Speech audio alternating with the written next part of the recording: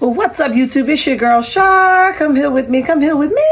Yes, honey, you get the picture. Listen, today we're going to talk about healing, accepting, and acknowledging, all right? And definitely we are talking about accepting, all right? Big time accepting, all right? Some people just have a problem with accepting things for what they are, who they are, and listen, just leave it the hell alone. Leave it the hell alone. But today we're going to talk about accepting how Martell just cannot accept that him and Melanie will not be doing things collectively, okay? They don't live in the same house together. They are no longer together. And Martell does a lot of stuff like whoop, whoo, whoo, whoo, whoo. Like he always do stuff like that so that somebody can be like, I'm amped up now. I'm amped up now. You better watch it. You better watch it. Okay, like, Martell, nobody cares and nobody is afraid of you, okay? I had to say nothing's funny about what he's doing, but I'm also shocked and surprised by the energy and time that people give him to be the jerk that he is and encourage this kind of behavior that he has showed on many different occasions, all right? But listen, while I was watching him push all over Mama Van, which they clearly cut out, okay, or push all over her family, whoever he was pushing all over, and making a whole uproar. I saw Chris Fletcher in the video itself, like everybody's just watching him make an A of himself. And listen, I must say it looked really distasteful, but really what it reminded me of, and this is a little bit of story time, okay, y'all, it reminded me of my ex, right? He could not take rejection when I gave it to him, right? I'm laughing now, but I was mad as hell then. But what I mean about conscious decision, when a woman is fed up, it ain't nothing you can do about it. When a woman's fed up, it ain't nothing you can do about it. Nothing you can do about it. All right, listen. But listen, we're going to talk about it. That's basically what I was thinking about. And I'm laughing now, but there's nothing funny about this situation, nor was it at that time. So listen, check a little bit of story time for y'all. But listen, nobody knows when you're really done. They be moving in the same, the same way they've been moving for many years, many days, many months. But they don't know that you're done already. Mentally, you have already checked out. So it's like when they do that final thing, you be like, dang, I didn't even do that. Dang, it wasn't even that serious. She didn't have to act like that. But it is that serious because she done checked out a long time ago. And because you didn't know, you played in her face one too many times. Figure deal me? Figure deal me. But listen. So this is what I have to say about it. So like one day my son was going to a track meet, right? And by him going to a track meet, he was the only black kid out there running at this time, right? So, but the night before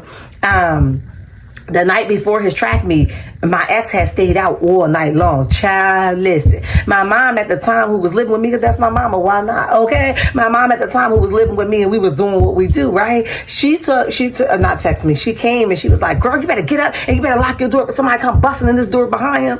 So I quickly got up and I locked my door. I was like, you're right, mama. So listen, at the time I was sleeping downstairs and he was sleeping upstairs because my daughter at the time could not sleep without her daddy. She would just cry.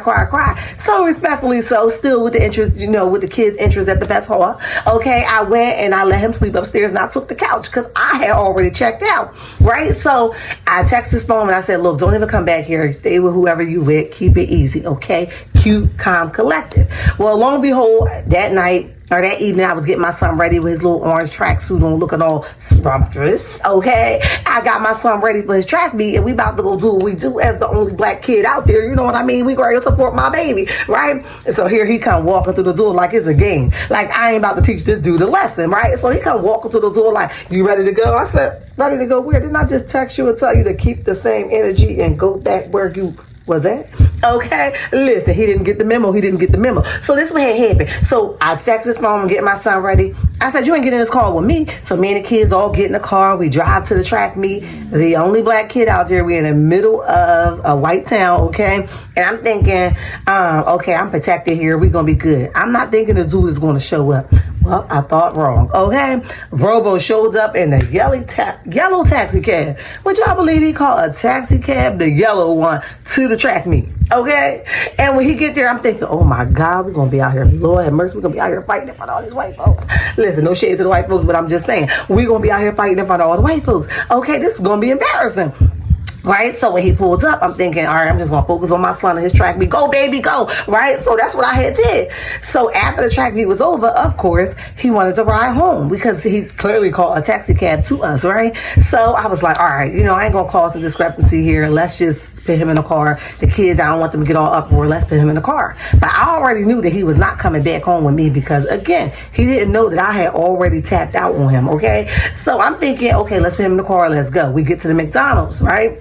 Now, at this time, I ain't had no money, okay? I had a couple dollars here and there. You know how it was when they was younger. You could be like, okay, you take a double cheeseburger, you take a double cheeseburger, you take a fry, you two split the fry, okay? So I didn't have no money, no, for real, but I had enough money to get my kids some McDonald's.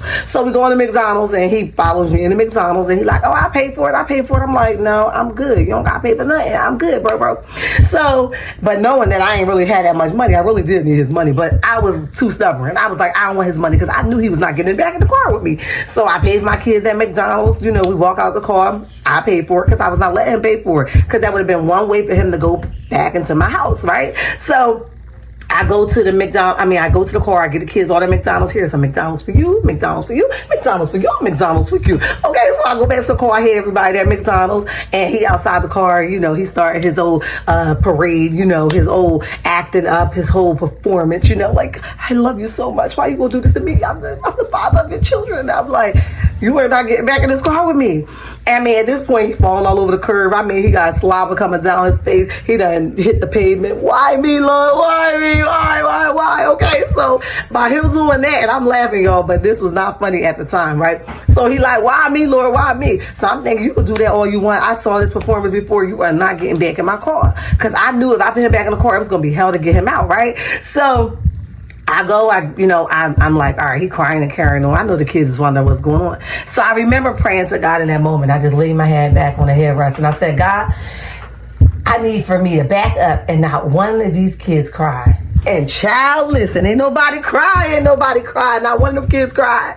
I said, thank you, Lord. And that was my confirmation. I never, ever looked back. That night, of course, he texted like, I'm sleeping at the transportation, said, I ain't got nowhere to go. You gonna do this to me, the baby father of your children? Child, I don't give a dang if the Pope said he was laying at the transportation center. You made that move prematurely because I was so quiet and I did not know, you didn't know how done I was, all right? But again, when a woman fed up, it ain't nothing you can do about it.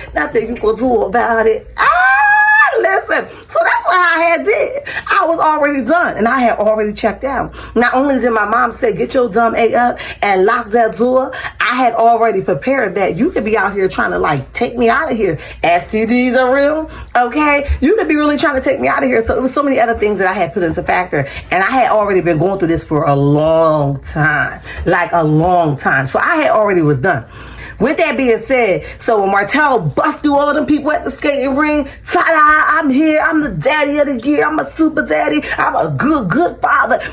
That's what that reminded me of. You a good father who did not take in consideration of your children, who did not care about your children in that moment, who decided that I was going to go get my nut no matter what it brought me, what consequences it came with, who decided that I only was going to get my nut for one day, but for 5 years or more. Okay, so yes, you getting all you deserve. And you have not accepted that y'all will never probably be in the same space again. That may be her prayer or may not. Maybe she don't want to share a space with you. Maybe she just want to get to a fair exchange, a peaceful exchange where she can be able to say, here, the kids is yours, they all yours. Hey, can you get this? Hey, can you get that? Maybe she's not even looking for y'all to collectively come back together as co-parents. And that is okay, right? You have to accept whatever her choice is. Whenever she makes that a choice, she makes it. So listen, I say the same thing about, I say the same thing, but this is when she says, I agree with you, Shar. And she ain't say Shar like Shar, you know what I mean? But she agrees with me. And here's why she agreed with me. Because her statements to this individual that made this comment definitely says this, right? Her statements is simple, right? She says, now, go play in somebody else's traffic, not this one, because I am not the one. All right, she says, I absolutely understand, the commenter says, I absolutely understand your anger and your frustration, but life is too short, and sometimes our personal feelings can have an effect on our children. You're right, life's too short. You're right about that. That's the only thing I can agree with. Okay, our personal feelings, can have an effect on our children if we are not careful. There's children who want a father and don't have them at all. What that got to do with her? Okay, listen. She says Children who lost sleep wishing their dads were there. Sometimes marriages don't work out, but the family dynamic doesn't have to be broken. Well, this one do, ma'am or sir, whoever wrote this comment, they do. This one has to be broken because he's a whole a-hole out here. He's a whole sucker out here, and he keep doing the same thing over and over and over again. The definition of insanity is doing the same thing over and over again, expecting different results. This is insane to even think that it can even work any other way. He's already showed his front hand, his back hand, his side hand. He's already showed us who he is. Okay? So Melody jumps back in there and says, and children who lose their mother because the man they call father pushed their mother way over the edge. I said, let her know. Don't push me too far to the edge. What's that song? Don't push me because I'm close to the edge. I don't even know if that's the right lyrics or the way the lyrics go, but y'all know what I mean. Okay, listen. So that's what she had said. Furthermore, she goes on to say, somebody else comment and says, Mel never lets him forget they're not a family unit anymore, and that's really why he mad. He gotta live, you gotta live with your consequences, my boy, my son. Okay, you gotta live with that thing. And Melody agrees with this person, says, this is a comment for me.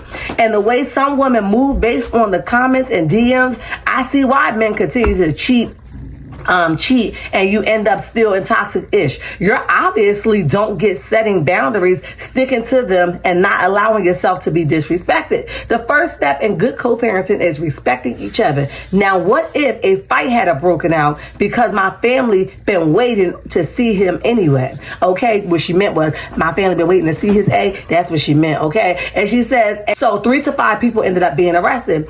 So yes, ladies, set boundaries and make people respect them.